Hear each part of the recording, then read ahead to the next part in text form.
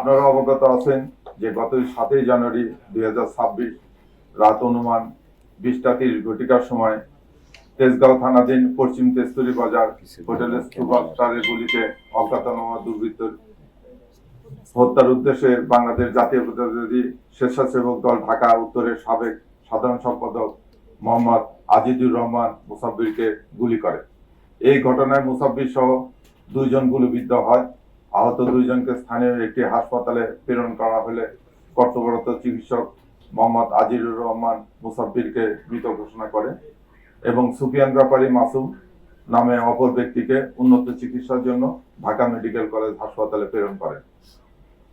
প্রিয় সাংবাদিক বৃন্দ, দেশব্যাপী আলোড়ন সৃষ্টিকারী এই ঘটনায় নিহতের স্ত্রী বাদী হয়ে তেজগাঁ থানায় একটি মামলা দায়ের করে।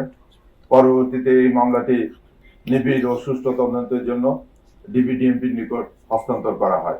এই ঘটনার পরপরই ঢাকা মহানগর গোয়েন্দা পুলিশ ঘটনার প্রকৃত রহস্য উদ্ঘাটন, ঘটনার সহিত জড়িত ব্যক্তিদের গ্রেপ্তার, ঘটনার ব্যবহৃত অস্ত্রগুলি এবং মোটরসাইকেল উদ্ধার জন্য ডিবির একাধিক টিম দেশের বিভিন্ন অঞ্চলে অভিযান পরিচালনা করে।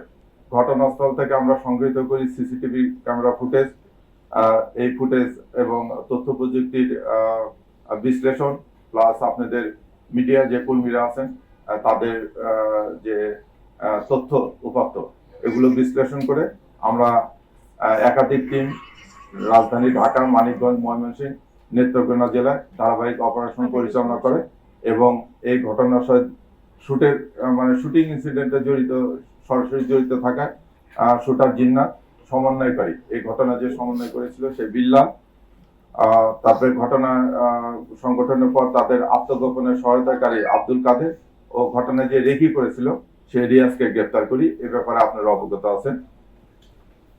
পরবর্তীতে চাঞ্চল্যকর মামলার সুষ্ঠু তদন্ত শুরু থেকে আমরা অত্যন্ত গুরুত্ব দিয়ে তদন্ত করছি। ঘটনার পেছনে সম্ভাব্য কারণ সমূহ চুলচেরা বিশ্লেষণ, গ্রেপ্তারদের কাছে প্রাপ্ত তথ্য পর্যালোচনা করে ঘটনা ব্যবহৃত আগ্নেয়াস্ত্র উৎস অনুসন্ধান সহ পলাতক অন্যদের গ্রেপ্তারের তৎপর থাকি।